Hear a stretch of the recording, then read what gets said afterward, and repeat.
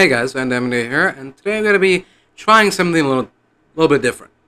This time I'm going to be doing a tier list for the Assassin's Creed games, mainly the mainline installments. So no spin-offs allowed, no Liberation, no Freedom Cry, and no expansions, DLCs like the expansions for Origins, Odyssey, Valhalla. We're only going to be uh, adding or discussing um, games, just the mainline games, vanilla games, no added DLCs, no pre-order bonus DLC, nothing.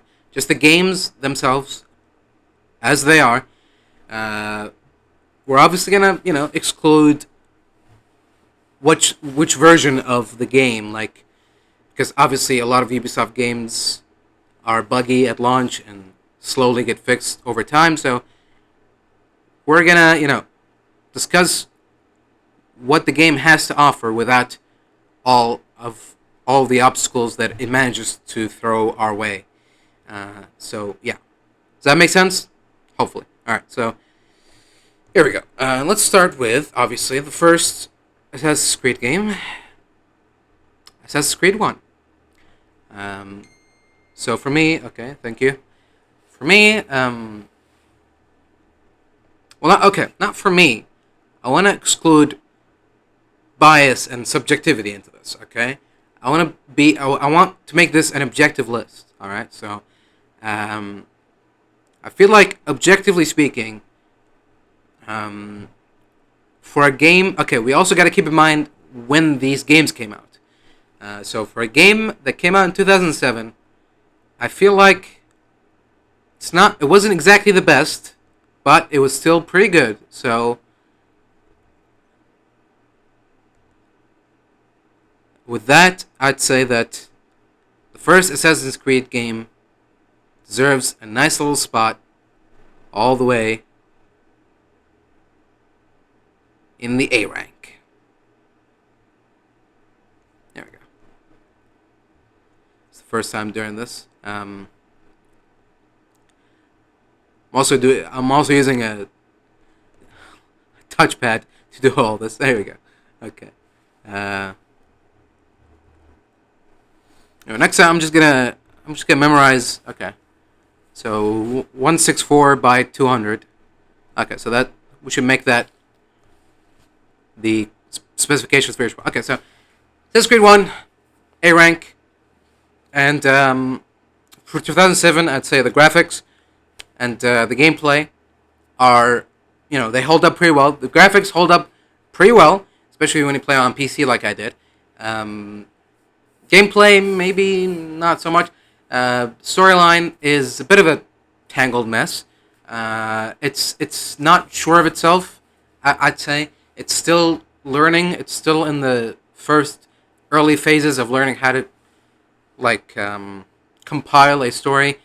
It reminds me a lot of The Witcher 1, where you could tell that there is potential there, but they've still not managed to more effectively and efficiently harness that potential.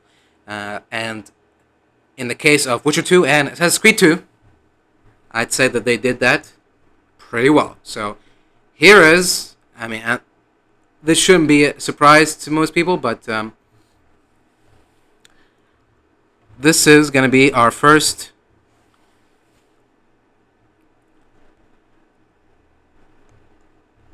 S tier game.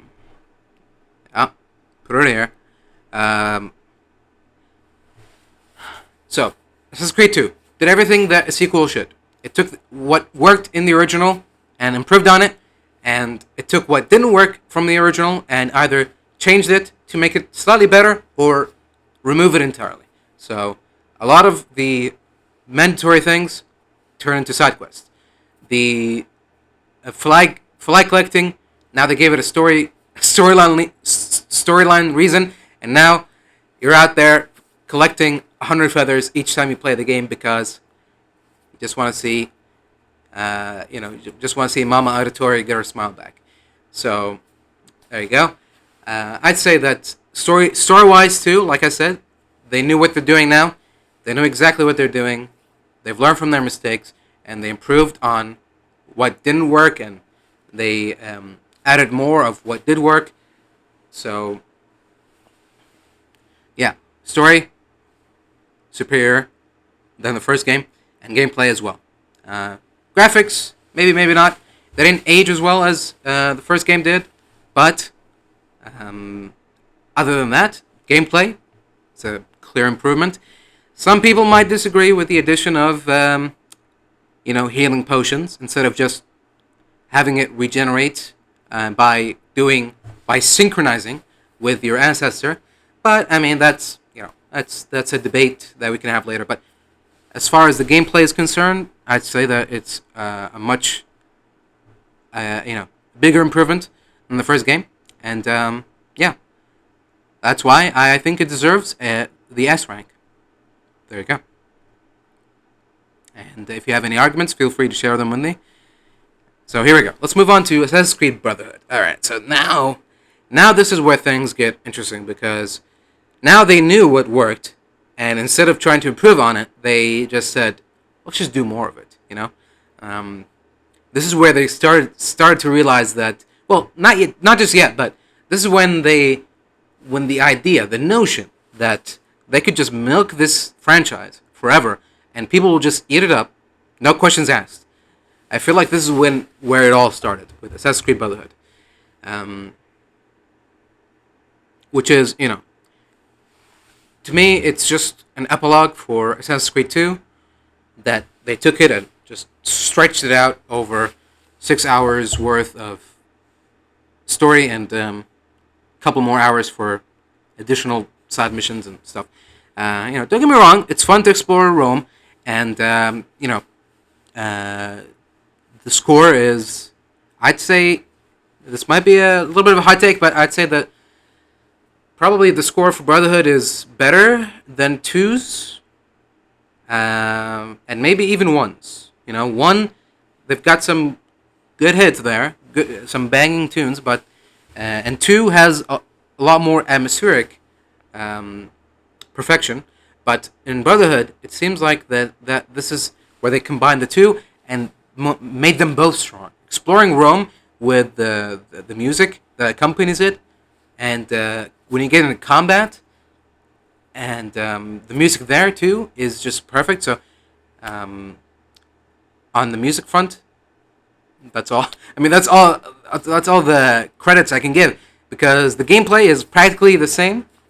I'd say that the only thing they added new was the chain kill mechanic, and that's pretty much it. I mean, heavy weapons. I mean, you could wield heavy weapons in earlier games. Now you can keep them, so I guess that's different. The crossbow is an improvement on the throwing knives, obviously.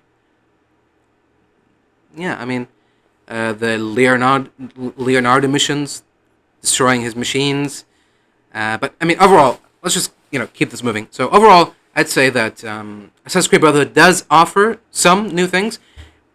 It's just they're not good enough to justify an existence of an entire brand new game. This could have been DLC. This could have been a spin-off game. But instead of getting this alongside Assassin's Creed 3, we instead got this. To be fair, they were only like, a year apart, each of these games, so could have been worse, but still. As good as the game is, and as fun as it is to play, and the story is, at the end of the day, I just, as far as its existence not being justified well enough, I'd say that that's reason enough to take it all the way down to the A rank. I was going to give it a B, but you know what? I feel like with all the positive things that I said about it, I feel like that's a little bit too harsh, so it gets to sit down here with the MVP. Honestly, for all its faults, I know that I've given Assassin's Creed an A instead of an S, but for all its fault, I still enjoy the first game. It's just that, the faults sometimes get a little bit too much to handle, and that's when you are thankful to have a game like Assassin's Creed 2, which has a lot less faults. It has some faults still. Don't worry, they all do. But there you go. Okay, let's move on. We spent too long here. So, Assassin's Creed Revelations. Again, gameplay. See the chapter for Assassin's Creed 2. Story, same thing. So I feel like the only highlight to speak of for this game is the conclusion to Altair's and Ezio's storylines.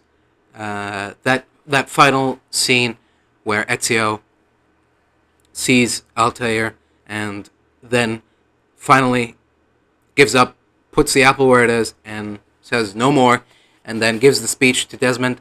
I feel like that's, before that, I was playing the game, and I was like, another Assassin's Creed game, how fun, oh joy.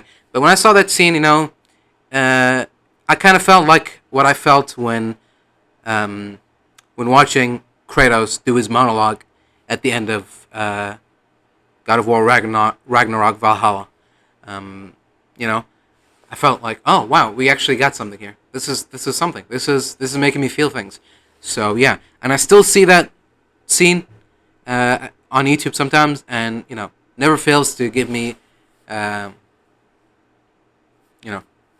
stir up something inside me, wake up a little bit of, pump some blood in my heart. I don't know what I'm saying. Okay, so what I'm trying to say is, very weakly and very sloppily. What I'm trying to say is that, just like Brotherhood, I would have given this game the B rank, but I feel like that the storyline, the writing, definitely bumps it up to an A rank to me.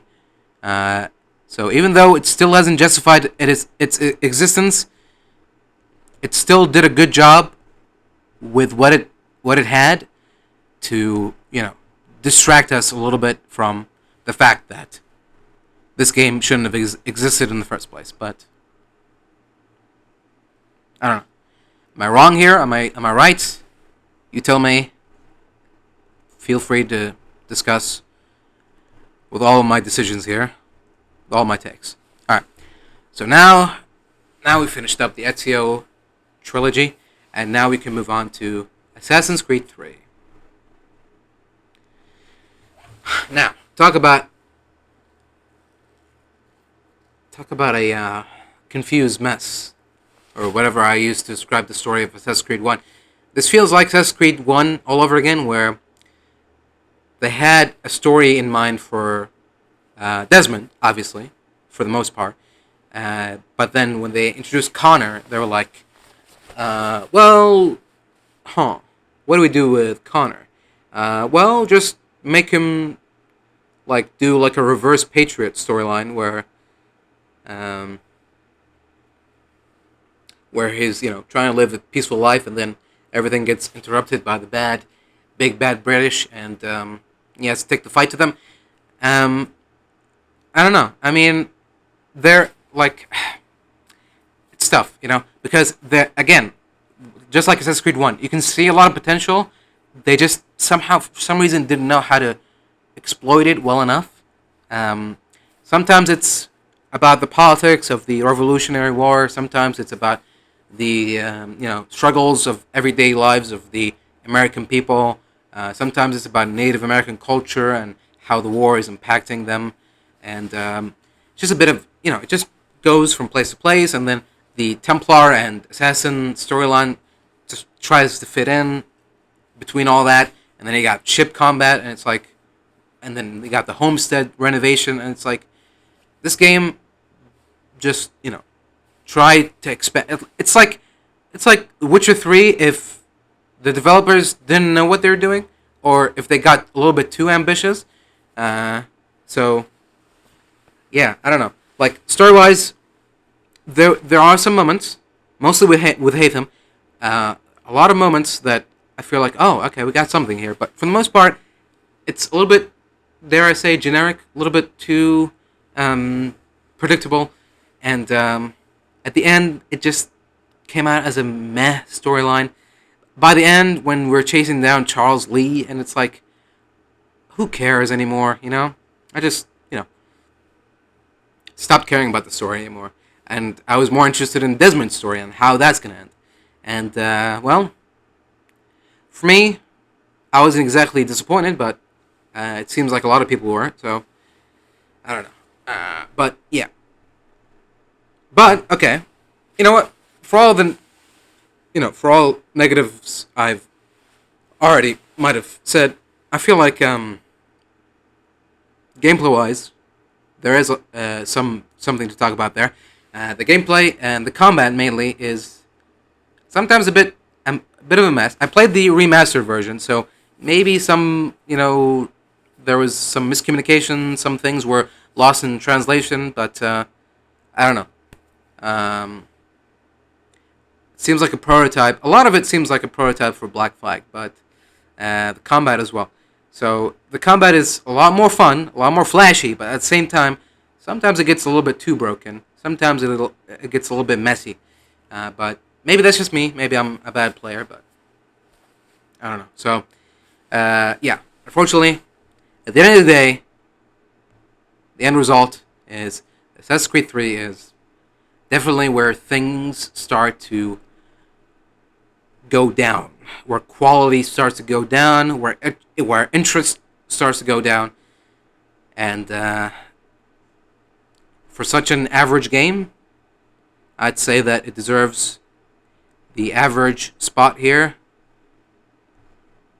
So, I'm sorry if Assassin's Creed 3 is your favorite game, but it's gonna get a B out of me, which is, not bad. It's not a C, it's not a D, it's not an F. Still pretty good, pretty worthwhile. There's still a lot of good things, a lot of fun things to be had, but when compared to other Assassin's Creed games, it's a little bit lesser in quality. That's all I can say, really. Okay, so that being said, now let's talk about Black Flag, and well, let me just put it on S rank here, and then let me try to quickly and concisely tell you why it deserves this slot.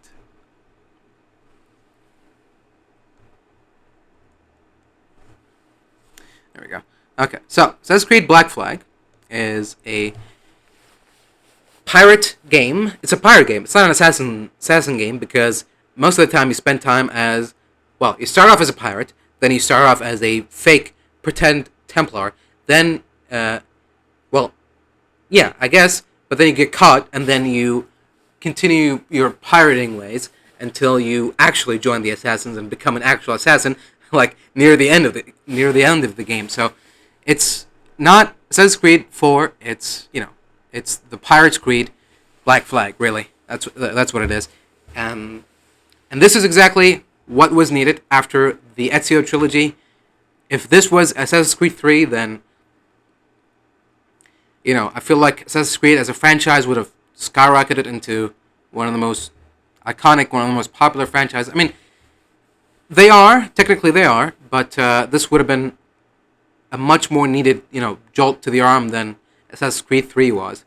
But hey, it is what it is, and it seems like either Ubisoft learned their lesson, it seems like it, but when you see what the next games are, it seems also like they didn't learn anything from Black Flag, and they still haven't. So there you have it. But for now, we get to enjoy another S-rank game, Black Flag. Like I said, I mean, do I need to explain myself here?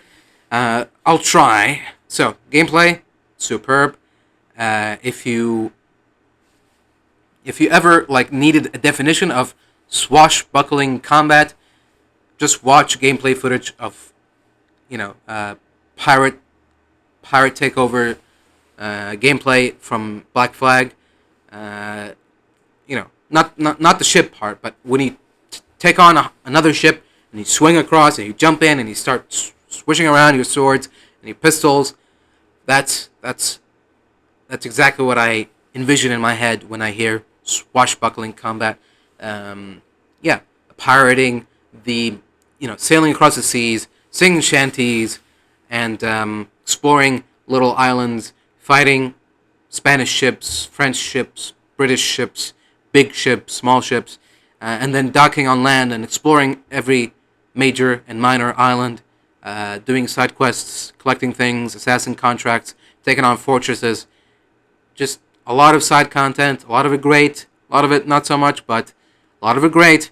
And the combat is, when a game's combat is so fun, you get excited, you get happy when you are caught, when you are, when you get ambushed, when the game puts you in a fight encounter, and you are happy instead of like, oh man, no. That's when you know you got a good, great, solid combat gameplay on your hands. Um, so yeah, story is probably one of the best, um, and being performed by a lot of great actors and voice actors too. That also helps. So yeah, all in all, superb game, and nothing more I can say really. So let's just continue. All right. So here we go. Let's move on to Assassin's Creed Rogue. Now, I don't know if this counts as a spin-off. It was advertised and released a year later, right, as the last Assassin's Creed game to be put on the previous gen, the PS3. So I'm counting it as an official title, but if the if you don't agree with my decision, then that's fine. But I'm gonna go ahead and put it on here. And Assassin's Creed Rogue is basically Assassin's Creed 4, 4.1 really. It's just Assassin's Creed 4 with different locations. Instead of the Caribbean islands, you get to explore the northern part of America. You get to explore Canada and all the frozen waters in there and stuff like that. Other than that, story is meh. But the gameplay is still pretty solid, pretty fun. The ship combat is still pretty solid, still pretty fun. But that's mainly because, a lot of it was just taken, copy and pasted from Black Flag. So, but just like when we took Brotherhood and Revelations and took them from B to A, thanks to strong, well, in the case for Brotherhood, a superb soundtrack score and slight innovations to gameplay. Revelations is held up from a B to an A by the superior storytelling, and writing. Rogue goes from an S to an A because, although it's good and fun, again, it doesn't justify its existence. So it's the opposite. Do I make sense? Black Flag gets an S. Rogue would have gotten an S if it wasn't a Black Flag, basically copy and paste. So instead, it goes down to an A, But for Brotherhood and Revelations, it's the opposite because they would have gotten a B for being just clones, but do I? Okay. I think I'm contradicting myself, but whatever. A rank for Rogue. Yeah, that's it. I mean, starting to change my mind. Should I give it a B? No. Okay. But I mean, the storyline is pretty generic and pretty forgettable too. It's not the best. Rogue story, it's not the best. I mean, compared to what's to come. All right. Sorry. Get down here, you. All right. Down with Assassin's Creed 3. All right. Fair enough. Now I gotta start bending and twisting my rules just because I like Black Flag so much. That shouldn't blind me to the truth. Alright, fine. Rogue gets a B. Sorry. Oh, God. Okay, here we go. Alright. Let's move on to Unity. Alright. Best game of all times. Alright, now, before I explain why it deserves an F, alright, no, I'm just joking. No. Assassin's Creed Unity, for all its fault, and it has many, for all its fault, it doesn't deserve an F. It's not a bad game. Well, it is a bad game. It's not the worst game.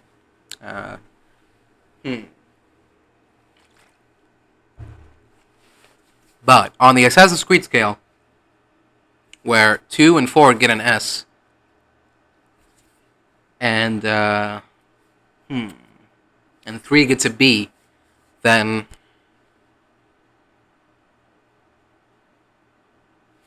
yeah, there's only one place for a Unity,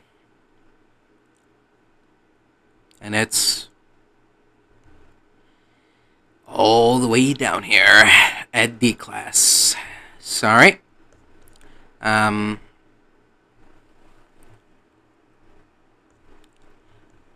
let me try to explain here. Okay, so story. Talk about forgettable story and forgettable characters. I thought Rogue had it bad, but here comes Arno something.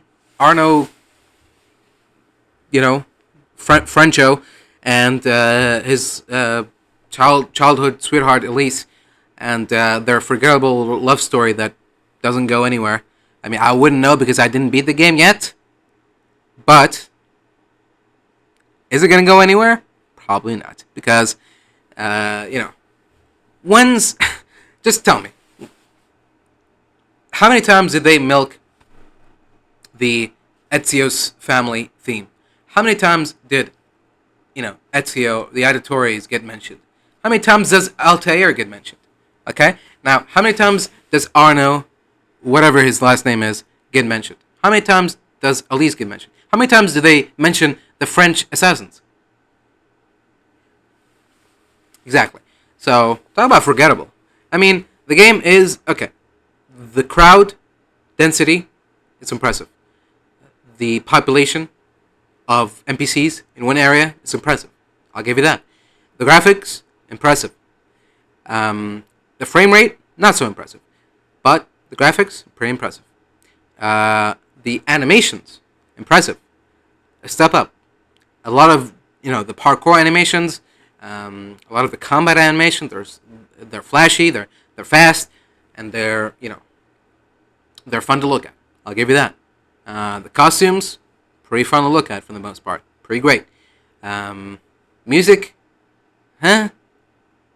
Story, huh? Gameplay, huh? So, see where I'm at here? So, for all the flashiness, for all the flavors and all the filters it puts on, at the end of the day, it's an ugly old meth-tweaking hag that is only kept alive thanks to the power of meth. And as soon as that meth gets cut off, it's going to die a slow and agonizing death. And that's exactly what happened to Unity. No one talks about it anymore. No one cares about it anymore. And the only good things they mention about it is, oh, it has a lot of crowds. Oh, the jumping is fun. Oh, the graphics are great for its time. Okay. And the story? Well, I didn't beat the story. The gameplay? Well, I just did stealth for the most time, and I did a lot of co-op stuff. Oh, okay. Did you ride the combat? Sometimes. Did you like it? I mean, I just, do the same thing over and over again that worked for me, and that's it. Oh, okay. Yeah, I'm not seeing too many arguments for why Unity is a good game, besides, crowd density and good graphics. So, yeah. Honestly, I would have given the game an F, but I feel like that's a bit unfair, and it's also, it's going to show to my biases. So, I'll hold off on it, and I'll be more forgiving to it and I'll give it a D instead. So there you go. So again, feel free to discuss any of my decisions down at the comments. Feel free to prove me wrong. And hey, if enough of you prove me wrong, then I might do an update to this list. Keep that in mind. All right. So let's move on to Syndicate. All right. Here we're gonna have less and less analysis to do because these games get more and more generic and samey. So Syndicate gets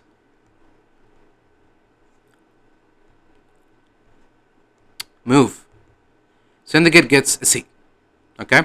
Story, generic, bland as they come. The gameplay is a lot more improved. Graphics are great. Not a lot of stuttering, not a lot of frame rate drops. So yeah, fun to explore. Victorian era in London, and that's pretty much it. If the game wasn't fun to play, then this game would have been a D, and if the story was so unforgivably bad, then this game would have gotten an F. But the story is there; it exists. There is a beginning, a middle, and an end, and the gameplay works.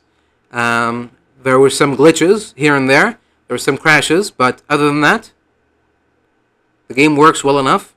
It functions. I can play it from beginning to end without, getting bombarded by 5 unkillable quick reflex enemies that spawn in wherever you are every time you are detected. So, looking at you, Unity. Alright, so, I see. Alright, moving on to Origins. Okay. So, Origins for me, unfortunately, I would have given it an A, honestly. But for me, it goes down all the way to B. And let me try to explain why. So, obviously, by now we should expect nothing less from Ubisoft. Great graphics, big fun world to explore. Ubisoft's manpower is just ridiculous. The amount of people they keep employed across multiple countries. By now, if they deliver anything less than a game that looks good enough and has a lot of content in it, then that's when we'll be surprised. But for now, seeing a game as expansive and open and pretty to look at as Origins, that shouldn't be a surprise. But the deductions come from the microtransactions being heavily pushed, where so much where you're being sold time savers. Who does that? Who makes a game, okay, and then adds in an optional feature where you pay real world money to skip parts of the game you've spent, I don't know, a year and a half making? I mean, I know money is like your ultimate goal because you're crazy Bond villains, but who does that? So yeah, microtransactions just ruining this game, and not ruining the aura of the game. You know what I'm saying? Like the feeling. You open the game, and the first thing you see in the corner of your eye is the store button, and you're like, oh, what's that doing there? It doesn't ruin the game for you, but it's like it puts that idea in your head, like, oh, there's a microtransaction store. Okay. Why is that the case? So, yeah.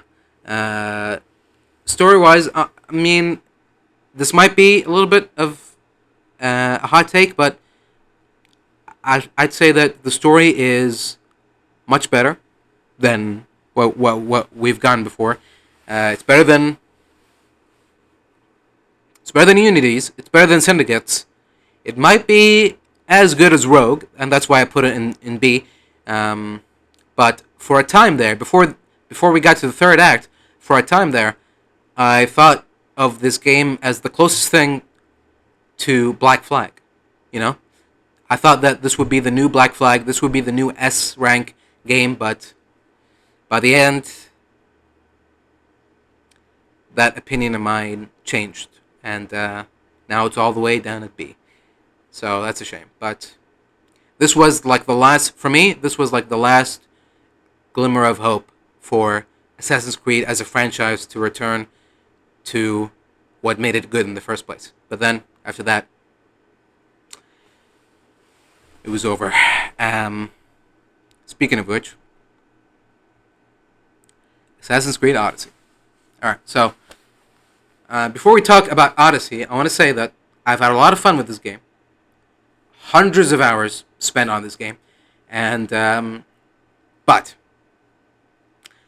we're not talking about fun games here. We're talking about good games. And we're talking about Assassin's Creed games. And so when it comes down to that, I'm sorry. I mean, subjectively, I would have given this game an S.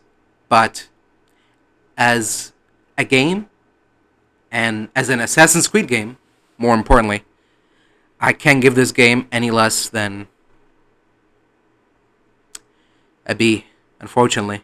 You know? It's more of what Origins had, which is like the Dark Souls light combat.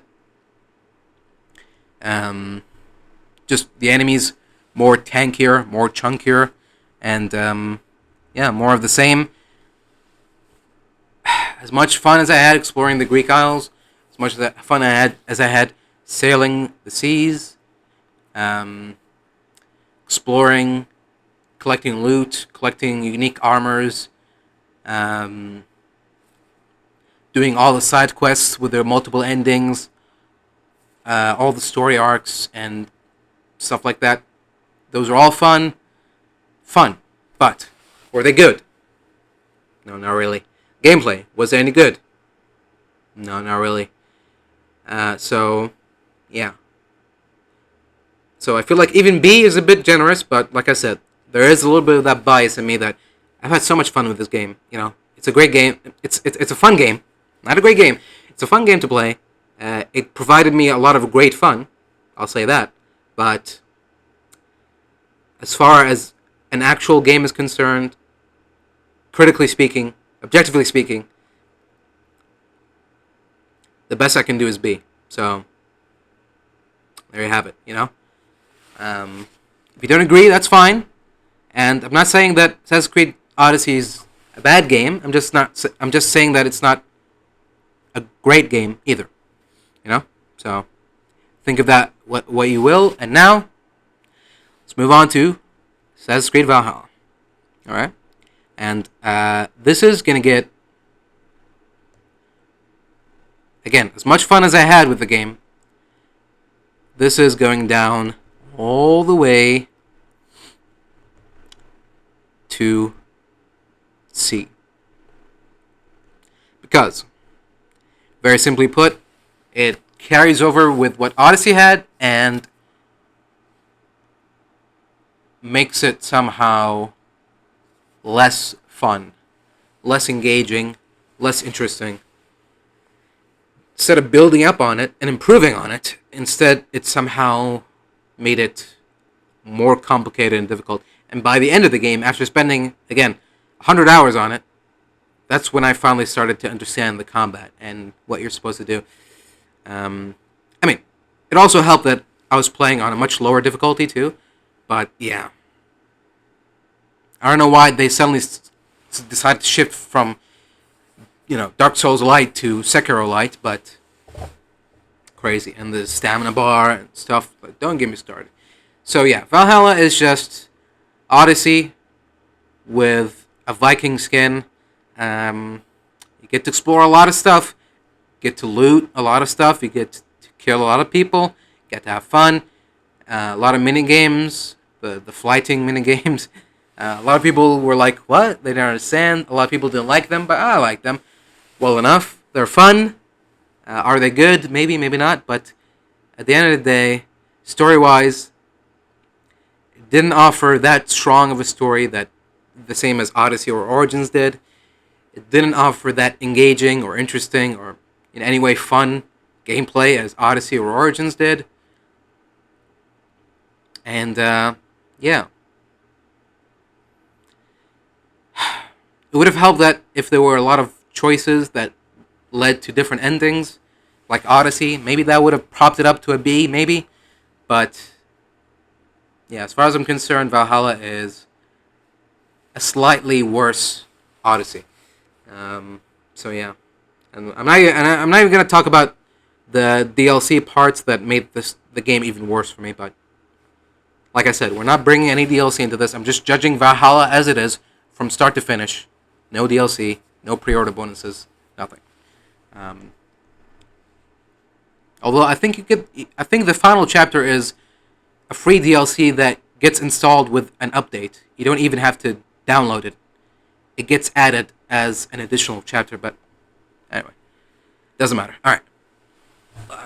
Finally, we have Assassin's Creed Mirage, and if Valhalla was a slightly worse Odyssey, then Mirage was a slightly worse Valhalla. And if Valhalla got a C, then you know what that means. Mirage gets to sit all the way down here with the special ed kids all the way in D class. Um, yeah, I feel like, I feel like Valhalla but worse is an ample enough explanation, but very quickly, if I were to explain, I'll tell you that Mirage is just, well, Valhalla but worse. Okay, let me expand on that. So, gameplay is a lot more simplistic. Just hit, and parry when an enemy attacks. So it's like a combination of the old school Assassin's Creed 2, Assassin's Creed 1 combat, and Assassin's Creed Valhalla. A lot of the game is a mix of old and new. But unfortunately, they took the bad things from both the new and old games and decided to mix them together. And the result was not favorable, to say the least. So, yeah, and story-wise, God, just forget about it, If you thought Valhalla's story was boring, or repetitive, or predictable, if you thought Unity's was boring, or annoying, if you thought Syndicate was just generic mess, this has all of what you don't need, not need, what you don't need, and more. And, yeah, it's a bit of a mess. The graphics are give and take, and gameplay, like I said, forget about it. And yeah, you mainly have a little bit of desert to explore in the city of Baghdad, which there's a lot to explore, a lot of places to jump to from rooftop to rooftop, but a lot to explore, not so much. A lot of substance is not there. There's a lot of buildings, a lot of places, a lot of NPCs, but nothing else besides that. Like Valhalla, you go to villages, you go to towns and cities, and there's shops, there's there's drinking minigames, there's fighting minigames, there's side quests and stuff like that. Here, you get some side quests and stuff like that, and then that's it. I know that Mirage is supposed to be like an expansion type, like, well, kind of like Brotherhood was, just like an extra bit of content they made from what was left over from the Valhalla stuff. But still, they released it as a standalone game, so I'm judging it as a standalone game, and that's what I think about it. I think it's weaker, and yeah, as much or as little fun as I had, as little fun the game had to offer for me, they saw much to go on. So, with that, I believe that concludes the tier list for the Assassin's Creed games. There you go. We've got, to recap, we've got 2 and 4 on the S rank. We got 1 Brotherhood and Revelations on the A rank. We got 3 Rogue, Origins, and Odyssey on the B rank, and Syndicate and Valhalla on the C rank, and Unity and Mirage on the D rank. And there you have it. So, tell me what you think. Do you agree with this list? Would you change this list? Would you remove this list entirely and start all over from again? Would you? Answer me. So yeah. Thanks for watching. and let me know if this kind of thing interests you. If you want to see more, I would do more. I haven't. There haven't been many franchises that I've played from start to finish, but if this kind of thing interests you, I might do one later on. But yeah, for now, just tell me what you know. Tell me what you yeah. Tell me what you think, and tell me what you think about the list as well. Do you agree with it? Disagree with it? Etc. So yeah, that's it. I've rambled on long enough, and I'll leave it to it. Thanks for watching, and until the next one.